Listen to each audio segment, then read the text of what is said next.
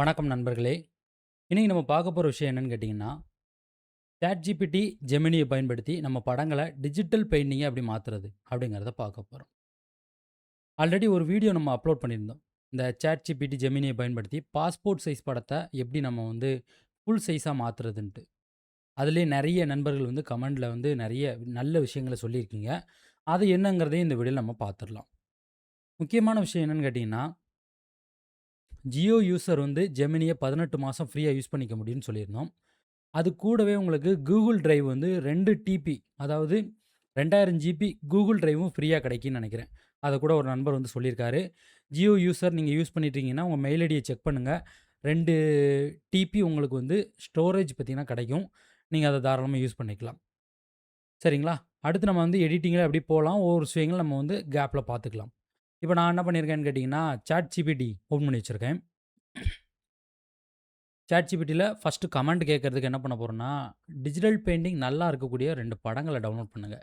இதில chrome by digital painting அப்படின்னு நீங்க போட்டாலே உங்களுக்கு வந்து நெறைய இமேஜ் வரும்.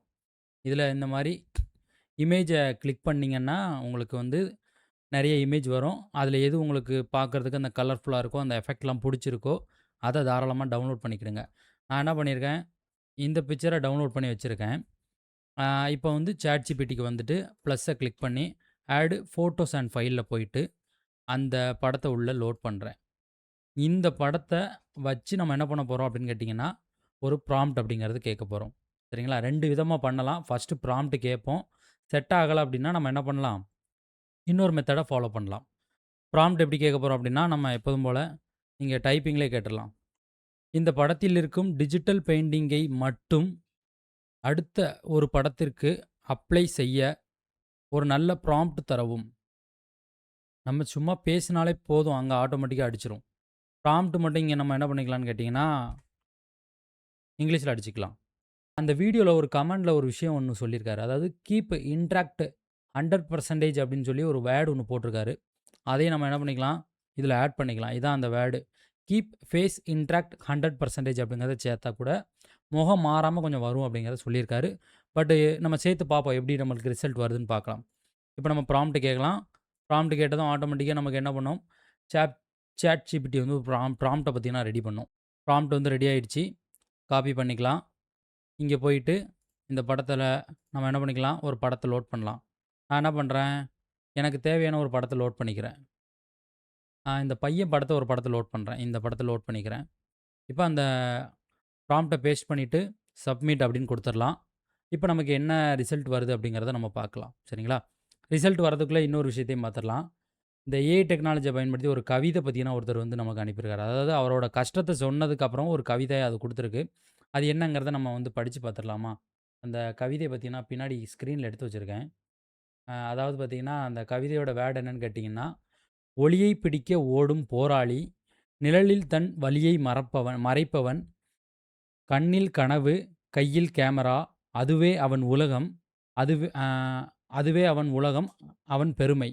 அப்புறம் பார்த்தீங்கன்னா, "சிரமங்கள் பல இருந்தாலும், ஒரே கிளிக்கில் வாழ்க்கையை அழகாக்கும் கலைஞன்." புகைப்பட கலைஞன் அப்படின்னு போட்டு அந்த கவிதைய பார்த்தீங்கன்னா, ஒருத்தர் அனுப்பியிருக்காரு. நல்லாருக்கு. ஓகேங்களா? இப்போ இந்த படம் வந்து நம்மளுக்கு மாறிடுச்சு. ஆனா, ஃபேஸ் பார்த்தீங்கன்னா, அந்த அளவுக்கு கரெக்ட்டா வரவே இல்ல. இங்க பாருங்களேன், இந்த பையனோட ஃபேஸுக்கும், இந்த பையனோட ஃபேஸுக்கும் டிஃப்ரெண்ட் நெறைய வருது. அண்ட் இது கூடவே நம்ம என்ன பண்ணிக்கலாம்னு கேட்டீங்கன்னா, 2வது மெத்தட ட்ரை பண்ணி பார்த்துடலாமா? இப்போ நம்ம என்ன பண்ணிக்கலாம், இந்த பையன் படத்த ஃபர்ஸ்ட் லோட் பண்ணிட்டு, திரும்ப இந்த படத்தில நம்ம என்ன பண்ணிக்கலாம், இந்த விஜய் படத்த சாரி தனுஷோட படத்த நம்ம வந்து உள்ள லோட் பண்ணிக்கலாம்.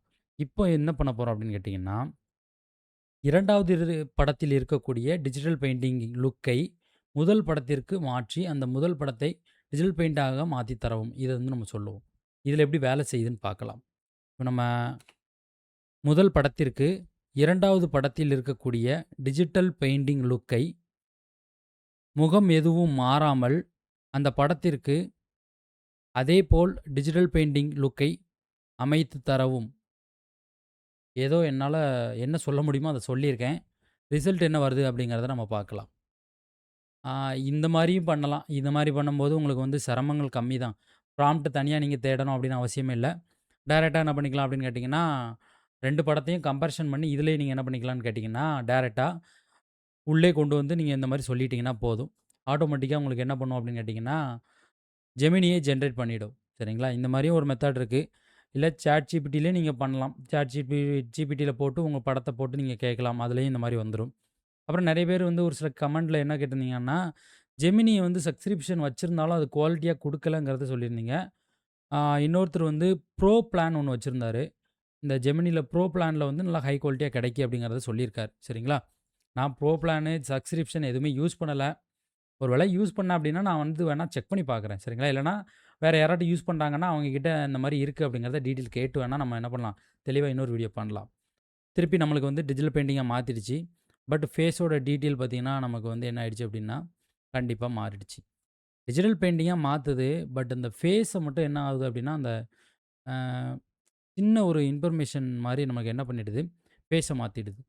ஹேரு, ஷார்ட்டு எல்லாம் அப்படி தான் இருக்கு. பட் அந்த ஃபேஸ்ல இருக்கக்கூடிய ஒரு சில டீட்டெயில் மட்டும் நமக்கு என்ன ஆகுதுன்னா, மிஸ் ஆகுது. சரிங்களா?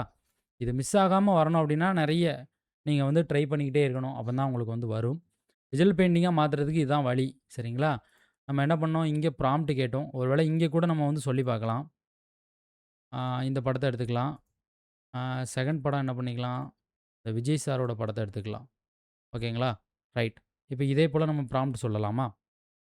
அவ்வளோதான். இதுக்கு மேல வேற எதுவுமே திருத்த வேணாம். டைரக்ட்டா சென்ட் குடுத்துறலாம்.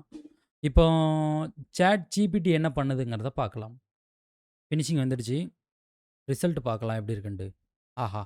ChatGPT கூட கொஞ்சம் அற்புதமா பண்ணி குடுக்கு. ChatGPTல நல்லா இருக்கு இல்லையா? இதில கூட அந்த பையன் படத்த ட்ரை பண்ணி பார்க்கலாமா? ரைட். அதே பண்ணுவோம்.